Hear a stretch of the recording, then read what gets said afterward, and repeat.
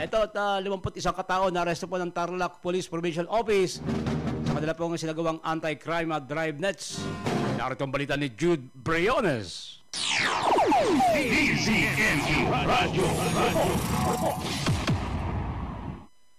Kasamang ante, umabot sa 51 na mga kataong naresto ng mga otoridad ng Tarlac Police Provincial Office sa kanilang isinagawang anti-crime drive nets noong Agosto 11 hanggang 17, 2025.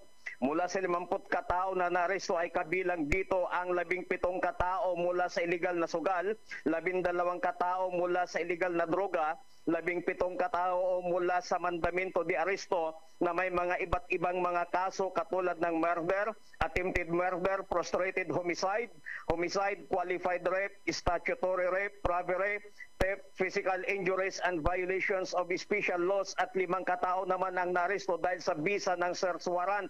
Umabot sa 1,189,347.20 pesos ang kabuuang halaga ng mga nakumpiska ng otoridad ng Tarlac Police Provincial Office na mga illegal na droga.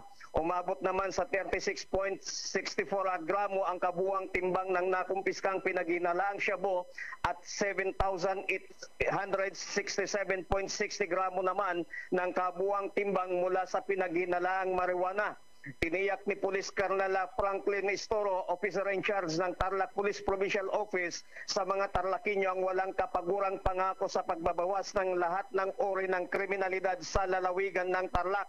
Sinabi pa nito ng Tarlac Police ay patuloy na magsusumikap at mananatiling porsigido sa paglaban sa kriminalidad upang makamit ang isang mapayapang komunidad upang mabuhay, makapagtrabaho at makapagnegosyo ng maayos at payapa ang bawat Tarlaqueño. Mula dito sa Tarlac City, Jude Briones nagulat para sa Target on Air sa DZME 1530 ang Radyo TV.